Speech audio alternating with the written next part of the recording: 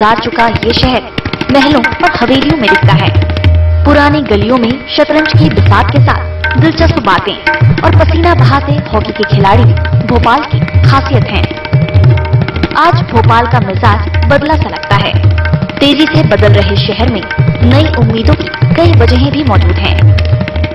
भोपाल शहरनामा रविवार रात 9:30 बजे।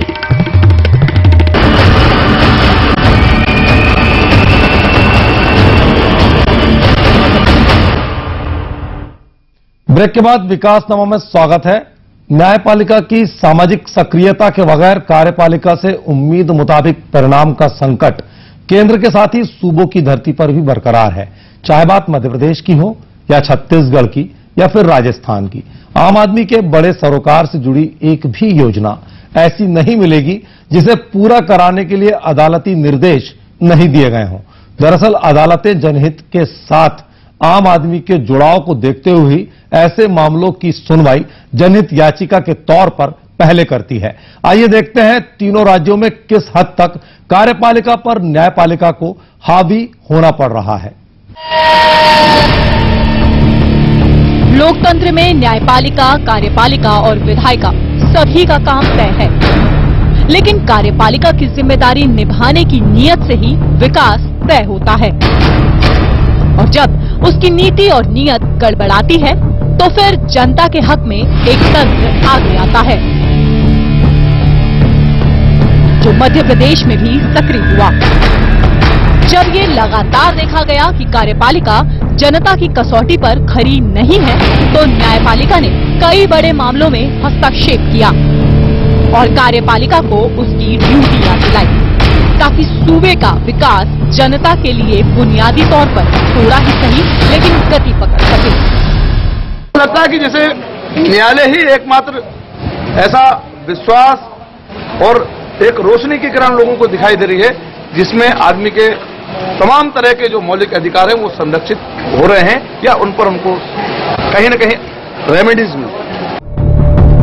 छत्तीसगढ़ की मुश्किल ये है कि उसे अभी तक नए राज्य की पहचान का सहारा विकास के लिए लेना पड़ रहा है और राज्य को इसका फायदा भी मिल रहा है, लेकिन वो लाभ जो जनता की सुविधा बढ़ाने के नाम पर लिया जाता है, उसे जनता को कितनी राहत मिलती है ये जग जाहिर है।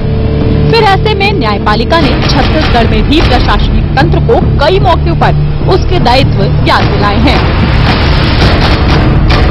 बात करें राजस्थान की, तो यहाँ भी इस मामले में हालात दोनों सूबों से हटकर नहीं हैं, बल्कि राज्य में कार्यपालिका को कई बार अपनी गलतियां उस वक्त नजर आई हैं जब जागरूक नागरिकों ने न्यायपालिका का दरवाजा खटखटाया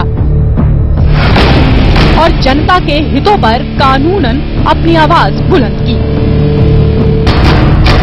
कुल मिलाकर ये तो तय हो चला है कि कार्यपालिका रिश्वतखोरी और अपने स्वार्थों के बीच राजनीति के हाथों की कठपुतली बन रही है। इस परंपरा ने सबसे बड़ा नुकसान किसी का कराया है तो वो है अपने मूल अधिकारों से दूर होता आम आदमी। इस पैमाने पर देश का कोई भी राज्य एक दूसरे से अलग नहीं दिखता, बस थोड़ा सा अंतर जागरूकता के स्तर पर ही आता है। खबर भारती के लिए रायपुर से प्रियंका कौशल, जयपुर से दीपक गोस्वामी और भोपाल से अतुल पाठक। शर्मा साहब, आपको क्या लगता है, आपने इतना लंबा अरसा प्रशासनिक क्षेत्र में गुजारा है, क्या आपके समय में भी जो कार्यपालिका है उस पर इस तरह के सवाल उठते रहे हैं, या फिर क्या माना जाए किस तरह बदलाव हुआ है? समय के साथ बहुत सारी चीजें बदलती है, लेकिन अगर नकारात्मक बदलाव होता है तो एक चिंता, एक सवाल और एक मुद्दा उठता है।